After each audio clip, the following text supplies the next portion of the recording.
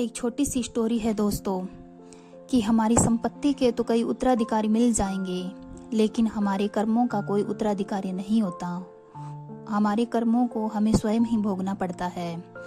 नमस्कार दोस्तों, हे राधिका सरकार ऑफिशियल चैनल पर आप सभी का स्वागत है। आइए, एक छोटी सी कहानी है। एक बार एक बाबा जी थे। वह ऊपर वाले का खूब नाम कीर्तन किया करते थे और भिक्षा मांगकर अपना जीवन यापन किया करते थे।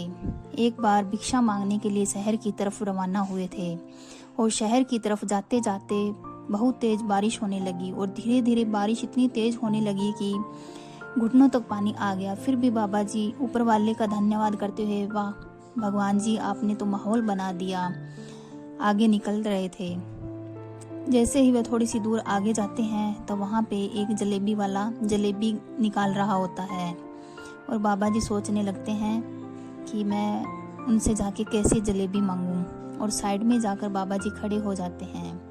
दुकानदार ने देखा कि बाबा जी शायद भूखे होंगे, इसीलिए वहाँ पे खड़े हैं।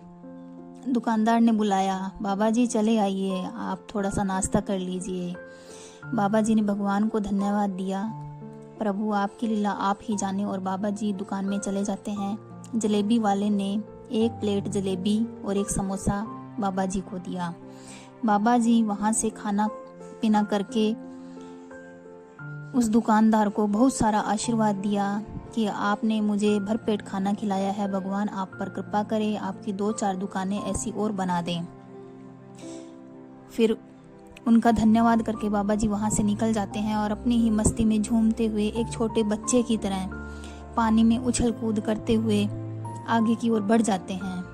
तभी पीछे से एक नव दंपत्ति आ रहे होते हैं और बाबा जी अपनी मस्ती में आगे हुए बढ़ रहे होते हैं तो उन्होंने ध्यान नहीं दिया।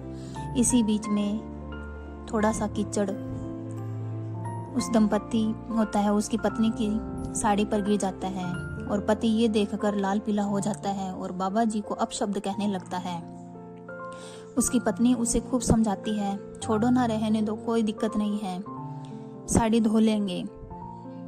पर लेकिन वो पति मानने को तैयार नहीं होता है। वह बाबा जी से भिड़ जाता है और उन्हें अच्छा बुरा कहने लगता है, लेकिन बाबा जी को कोई फर्क नहीं पड़ता है।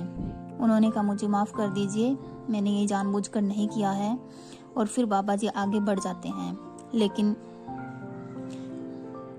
वह आदमी बाबा जी से भीड़ पड़ता है और सामने आकर बाबा जी को गुस्से में एक थप्पड़ लगा देता है।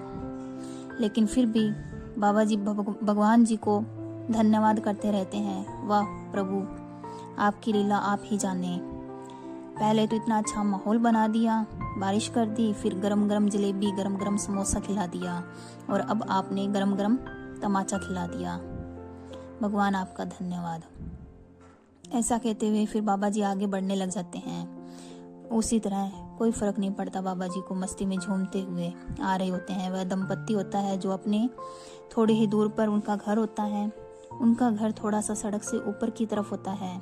जैसे ही वह अपने घर में जाने लगता है तो उसका पैर सीढ़ियों से फिसल जाता है और वह नीचे गिर जाता है। उसकी पत्नी जोर जोर से किसी को हेल्प के लिए बुलाने लगती है। आसपास से कई लोग इकट्ठा हो जाते हैं और उसकी हेल्प करने लगते हैं। पूछा यह कैसे हुआ? फिर उसकी पत्नी बोलने लगती है कि यह इसीलिए गिर गए हैं, शायद पीछे जो बाबा जी आ रहे हैं उन्होंने श्राप दे दिया है क्योंकि इन्होंने उनको थप्पड़ मारा था। वह लोग उसको खड़ा करके संभाल कर बाबा जी आ रहे होते हैं तो बाबा जी से भिड़ जाते हैं और कहा, आपने इसे एक थप्पड़ के लिए इतना बड़ा श्राप दे दिया, ये हमारा दोस्त था, आपने इसको श्राप क्यों दिया? तब बाबा जी कहने लगे हैं, यह आपका दोस्त था, लेकिन मेरा दोस्त ऊपर वाला है, मैंने इसे कोई श्राप नहीं दिया है। जब ऊपर वाले के यार को इसने थप्पड़ मारा तो मेरे दोस्त ने शायद इसको श्राप दे दिया हो। ऊपर वाला जाने और ये जाने, मैंने कुछ नहीं किया है। इसीलिए दोस्तों, यह कहानी हमें यह समझाती है कि जब पूर्णतः भरोसा भगवान पर हो, समर्पित भाव अगर हमारा भगवान पे है तो भगवान हमारा कभी भी बुरा नहीं होने देते। नमस्कार दोस्तों, राधे राधे। जय श्री कृष्णा।